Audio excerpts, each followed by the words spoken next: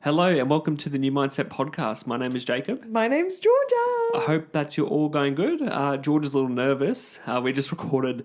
You're listening to this. Thanks. Yeah, well, we're just going to be honest. We're just kicking it off. Like we said, this is our new format. We're just going to be honest and chill and just be ourselves. Yeah. George is crapping it right now because I think you feel a little unprepared. I feel a bit unprepared. I feel like this idea came to me in a moment and I was like, yeah, that's great. And then Jacob prepares just the perfect amount of what you need to be prepared for. Thank you very much. And things go smoothly. Whereas I'm a little bit more spur of the moment. This is something that I'd like to talk about. And I write some things, they make sense in the moment, and then I forget to be like, right, I got to finesse those ideas and flesh them out a bit more. So Yes. we're going to flesh them out on the fly. Yeah. But before we do, you wanted to do the intro? Before we do, I thought you're going to ask me how I'm going, like I just asked Well, how we you already just did that. No, that was last Sorry, episode. new episode. This is a new episode. How are you, Jacob? I'm still hungry. You're now 20 hours. I'm now 21 and hours into 30 my minutes. 21 hours and 53 minutes into my 72-hour fast, and I didn't know it was going to be this hard. It's not the fact that I'm 21 hours in; it's the fact that I've got like 50 odd hours to go, which is the tough one. But I think I might have to get some sprinkly water or something, sparkling water, sprinkling. Oh God, here we go. Some sparkling water. I might need to get some of that. Yeah. Because apparently that's a good change Some up. carbonated water. Carbonated water.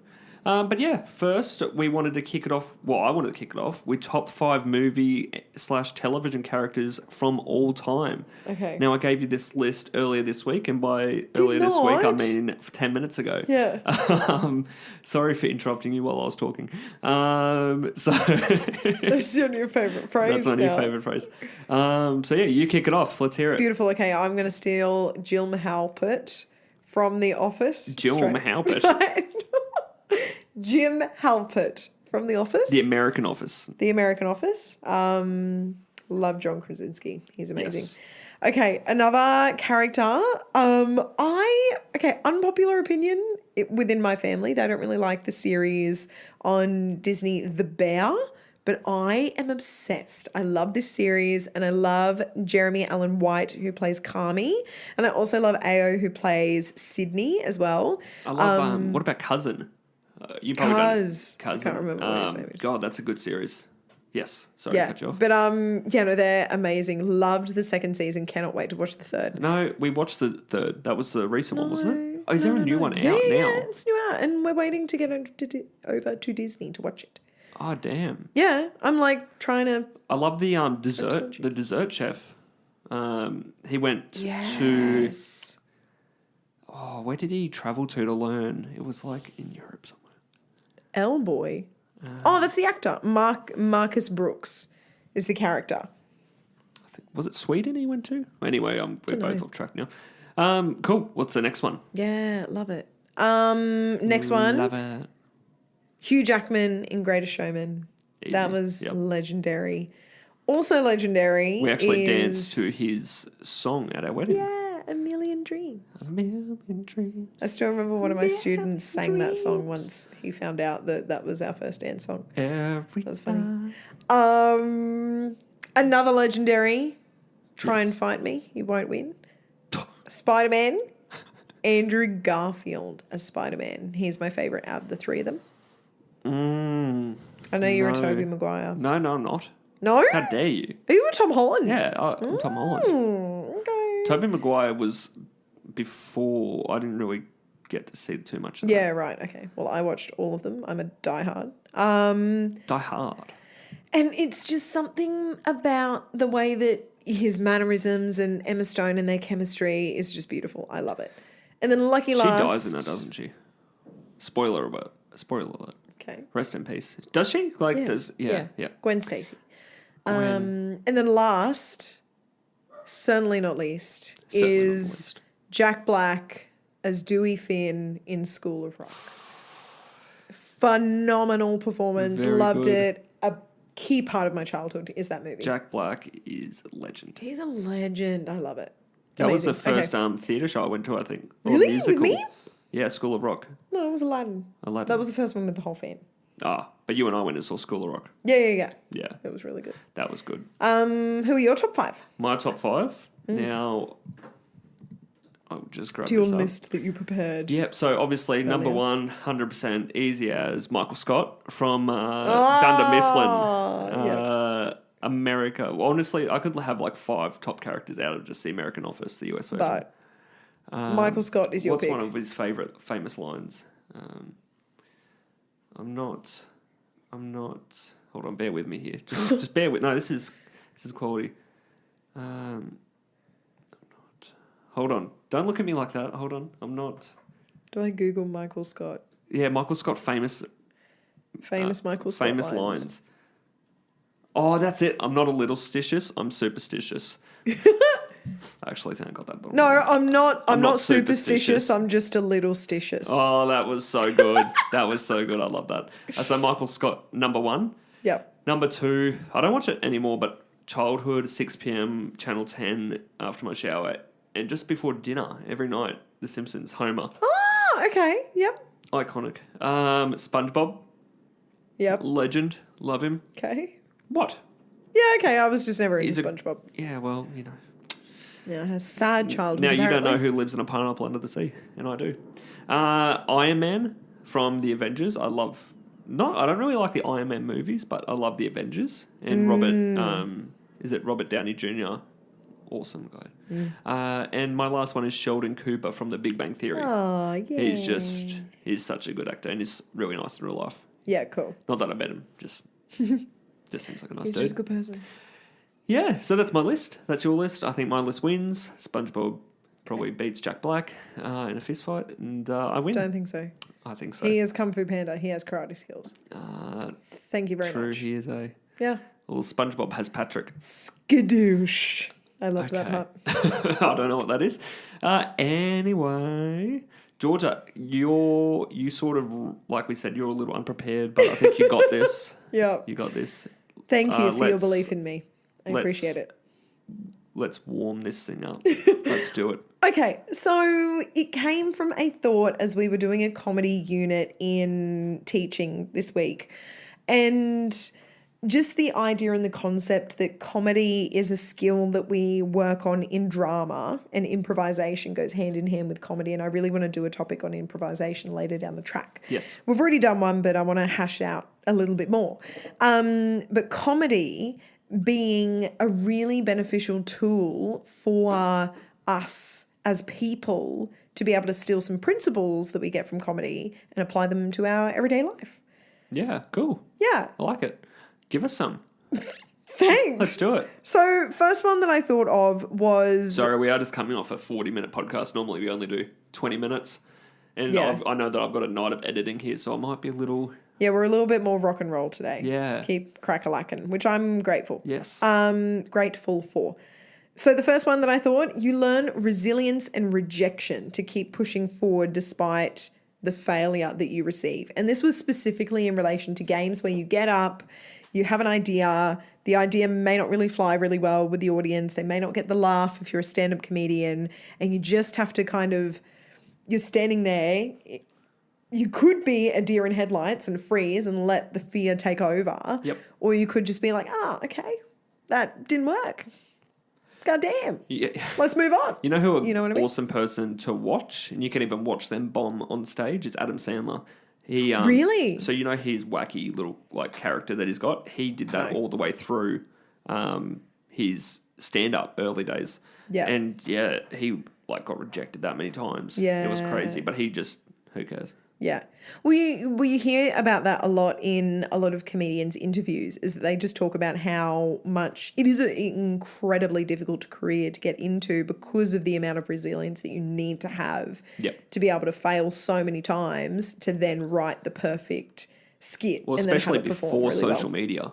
Yeah. Like, when the you and I only see- thing was face to face. You and I see probably when we're doing our scroll through Instagram, we often see the same few comedians and it's like, they're funny, I like them. Yeah. But we would never have known who they were No. 10 years ago. No. Because So- you just have a poster and you're like, oh, who's this name? Let's go along to some comedy. Yeah. Social Well, media has definitely increased it. It's actually crazy. I was listening to, like, again, Adam Sandler and these older comedians. And so back in the day, they used to do it in like this, bogan club, basically, like a stand-up club. And they would get an actor like Adam Sandler to follow, or to be actually, he would follow a real good comedian before him. So basically, the good comedian looks good. Adam Sandler now has to Try and follow that. try to follow that, and then they get another good comedian to come in behind Adam Sandler to pick up the pieces. Right. So the whole thing was built on rejection. yeah. It was like, we know that this is going to flop and now we've got to create an evening that's going to work for everyone and they're all going to enjoy it. Yeah. Yep. Yeah. Kevin Hart. Oh, I would love to see him. He's amazing. I love his skits. Yes. And the other one that came up really good, you'll have to save me with the name of this actual show, but when he came to Australia, Wayne Brady. Yep. What's the show that they're from? It's not Spicks and Specks. No. Okay, that's something else. It's not Have You Been Paying Attention either. That's Wayne Brady. Thank God You're Here? No. No. Oh, hold on. I've got it. Please Google it as Sorry. I explained. Yes. But yeah, the whole concept that, another example of that was when he came to Australia, they did one of their amazing skits that they do on this show.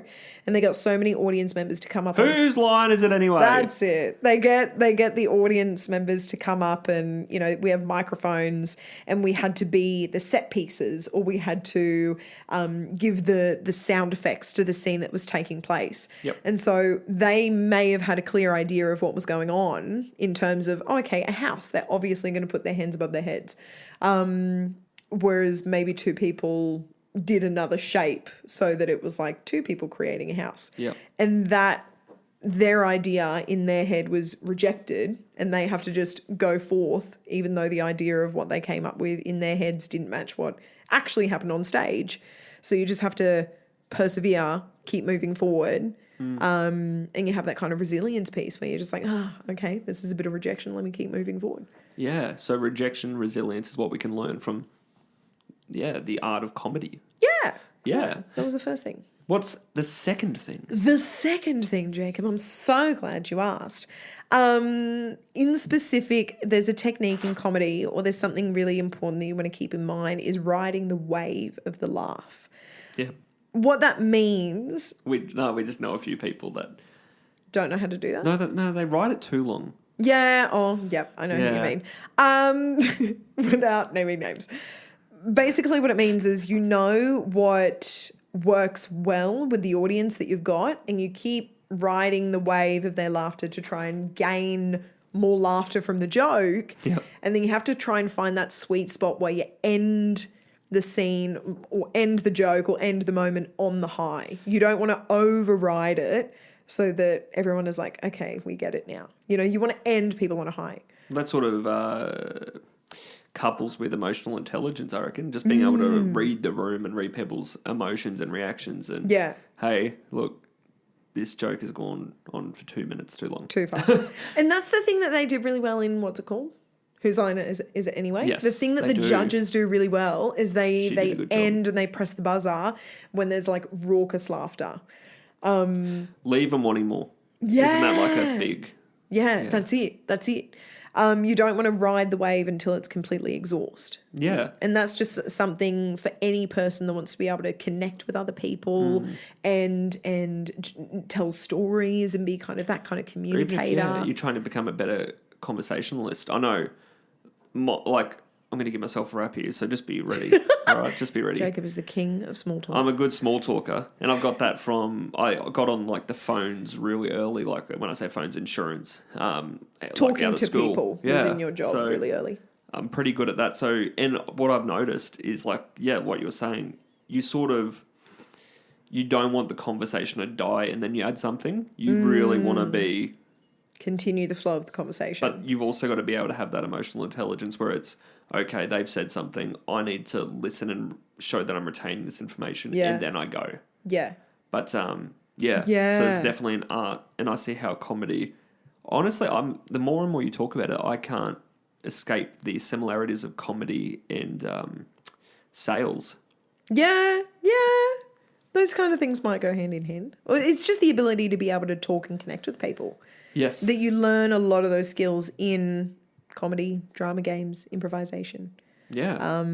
That's what I love so much about it in terms of just... And the cool thing is personal that these is available to kids. Yeah. So kids can learn all of these skills. So rejection is then not as daunting as it is when we're 20. Yeah, exactly. Yeah. If you can learn it at a young age, and I've got a little boy that needs to learn it a little bit quicker than what his comrades are, because he's a bit, he's facing it really hard, the rejection at the moment. So we're going to play a few comedy games next week to try and boost him up a little bit. Good. Yeah. It's tough to do that in the classroom. Yeah, Easier one-on-one, which is like something that we would offer, obviously, New Mindset, but it's tougher to do that in the classroom. Yeah. As parents would also be aware. Yeah, exactly. One of the things actually was a game that a teacher taught me. This is maybe off of the side of comedy, but more so on the space of rejection, and it's something that we can do at home. It's I don't even know. Qatar was the name that she called it. And so you just get this ball, just a soft ball, throw it up in the air, hit it with your hands up in the air, and everyone as the group, as a team, has to count as loud as they can how many times you hit it up into the air. And the aim of the game is to hit it as much as you can. But if it falls, then you all celebrate and you all give a massive round of applause. Yep. And the aim of the game is to celebrate that rejection when it happens. Yeah, that failure when it happens. I get rejected every day. Yeah? Yeah. So do I. Every day I ask Georgia, do you want to have a hug? And Georgia says no. And I you know what? have never. When we're going to bed, I like to cuddle sometimes. And I'm like, Georgia, do you want to have a cuddle tonight? And you're like, no, it's too hot. And I roll over. I'm like, rejected. Right there, rejected. Okay, I'm sorry. I'll cuddle you tonight. In your defense, though, I came into bed last night really, it was like late. I came in about 3 a.m. And then you woke up because you were low and you were like sweating buckets. Yeah, Like, that's just a symptom of being low for me, is I get very sweaty. Anyway, that's a bit off topic. Now you know that personal fact about my diabetes. George is a bit of a sweater.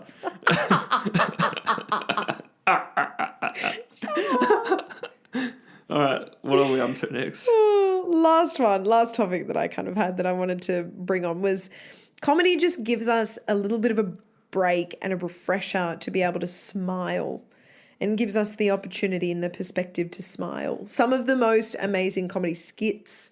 I think we just missed an opportunity for a sponsorship too. Like Lynx or someone like that, Rexona, if they want to reach out. George is a bit of a sweater. That could be advertising for the podcast. You get free deodorant. This is Jacob's sarcasm coming out. This is the sarcasm coming out. I thought that you were going to go on with the smile, because it's like, opportunity to smile, which is a great cue. Well, for I our will be sponsors are smiling. I'll be smiling once someone smells like Lynx Okay, Africa or Lynx stop chocolate. now. I really want Lynx chocolate. No, please. Yes, please. No, please. Yes, please. Thank you so much for interrupting me. All I was saying is it gives us the opportunity to smile, and some of the things that might, we might take a little bit too seriously sometimes. And the things that I think of that come first to mind are sitcoms. I know that they're a more comical and satirical look at life, but there are opportunities that sometimes we do take things a bit serious. Oh, yeah. And we can take a moment to take a breath, take a step back, put things in perspective and be like, what can I smile about right now? What can I laugh about this situation? Yeah. And it just shakes up your state and, some of the your best, perspective. The best sitcoms, just are laughing at other people. Yeah. And just because of how closely linked that is to your own life. Yeah. It's like, I know you've written it here, I'm going to take your thunder, but Seinfeld. Yeah. So Seinfeld, I love Seinfeld, and they've literally got an episode of them lost in a car park because they can't find their car.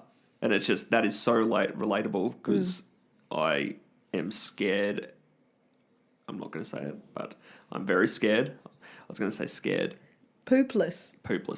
That's it. Of being lost in a car park. Especially at Westfield when there's We were. Don't you remember when we got out of the cinemas really late that time and then we had to walk all the way around? Was that with you or was I with them? Maybe I was with them. Do you remember when I was trying to find a park on like Christmas Eve? And my anxiety was like That was a peaking. comedy skid. That was easy 40 minutes of driving around. It was 45 minutes in a car park trying to find a car park on Christmas Eve. Yeah. Because we were dimwits and didn't organise Christmas presents until the day before. Yeah. But anyway. Plus, I can't reverse parallel park, so we're very limited in our parking options. options. Yeah, that's so true. We passed like 5 options and Jacob was like, nah, can't go there, can't reverse. My driving instructor gave up on me. He said... Well, with that mindset, he will. Yeah, with that... how good am I... I'm a very good parker when it goes front on. Yes. But anything reverse parallel is a no-go. No. But yeah, those are some really cool examples. Yeah, just taking that look at a person's everyday life, things that can go horribly wrong, but what are those little pockets of sunshine and beautiful moments that we can look into? Now, I know that there are things that are actually horrible that happen, and we need to acknowledge that. Yeah. Just like in the previous episode that we just did of Boys Don't Cry, Men Don't Cry. Yep. But for those moments that we can take the opportunity to smile and reflect back at things and have a bit of a laugh and a giggle. Yeah, oftentimes, it's looking back, but if we can just put that in the moment. Yeah. So if you're running late to work and you've lost your keys, that's infuriating and stressful. But let's try to put it in perspective a little bit. It's like, okay, I've lost my keys. I'm going to be a bit late. There's nothing that you can do about it. So why, why stress on the negative emotion, or even as well when you're stuck in traffic? Like there's actually nothing that you can do about being stuck in traffic. So pop on this podcast, or listen to a funny podcast. Yeah, which we will become a funny podcast. You know what I mean? I do, and just bring a little bit of a bright side to it. Yeah, I think that's something that you can really get from comedy. Yep. I like that. And that's a better way than, because we often hear why, don't sweat the small stuff, look at the news and look at what's happening in the Middle East or da-da-da-da-da, but, that's quite negative. And not everyone wants to read the news. So this is a nice way to say, look at comedy. Yeah. It's a new approach. I like it. Yeah. Very good. You don't write the rundown very well, I'm going to be honest with everyone. We're going to pull the curtain back a little bit here. Now, there's no questions for me to ask that as Winston's. He's a little moody. I think he's got to go for a potty. So I'll take him while Georgia does up some dinner that I can't eat because I'm on a 72-hour fast. Yeah. And I'm hungry. I'm really hungry. But anyway, do you have anything else to add to this topic is what I'm going with. No, the thing that I'm going to take away from this podcast episode is to prepare a few more questions for next time. Yeah. And actually write questions as opposed to things You were very good off the cuff, though. Good off the cuff. Thank you. You're learning to be better at that. Yeah. I get inspired and I write things down and I forget, there's got to be a question to this answer. Don't doubt yourself. Back Thanks, yourself, Georgia. Hanson. All right, so listener questions. We've got none like we said last week, but to be fair, this podcast was recorded just after the last one, so we haven't had an opportunity to really ask. But we'll get back in the swing of things after this one. Listener questions from Georgia New now. From Brisbane, Australia, in this room. What's your question? My question is the one that's written down. Oh, actually, I asked this one, didn't I? From Jacob New in Brisbane, Australia. What job did we want to have when we were younger? Sorry, when we were younger, what job did you want to have? When we were older. Yeah. An actor. An actor? Yeah. Nice. Be Why? on the stage, in the theatre. Oh, yeah. But was there any, what about a generic role? Like a legitimate job. Yeah. A legitimate job. Actors are real people. Like before acting, did you ever... I mean, I always wanted to be... WWE wrestler. No, I actually really wanted to be in a corporate space to bring light to a corporate space. So corporate jobs aren't that... Oh, that's nice. Mundane. 5-year-old Georgia was just thinking, I want to brighten up this corporate mess. That was my 16-year-old job when I was loving business management. I don't know. An entertainer. I've always wanted to do something in drama and performance. Nice. Yeah. What about you? Very good. I wanted to be a policeman. Really? Yep. Right. Yep. Love that for you. That's all I got. Oh, that's what I wanted to be. Cycling policeman? No, not 21 Jump Street stuff. No. What? And then I wanted to go into... Oh, no, we became a tradie because I didn't know chef? what to do. You want to be a chef for a hot second? Actually, I nearly went real hard at being a chef. I can cook. I think. You know what I actually wanted though? What? No, I'm like, Anything? nothing. All right, well, sorry for cutting you off while I was speaking. I love it. All right. So I think we're good. And I'm Beautiful. going to have to walk Winnie. And in about 48 hours, I'm going to have, I think, like a chicken parmigiana. With vegan cheese. With vegan cheese, because I found out that Love I'm it. lactose intolerant. Beautiful. Well, thanks everyone. Thank you, Winnie, everyone. for speaking. Thank you, Georgia, for being here as always. I appreciate your company. I appreciate your company. I appreciate your company. Jacob knew. Georgia knew. All right, everyone. I hope you have an awesome day, night, week, and we'll catch you next All time. the things. Catch you next time. Bye. Bye.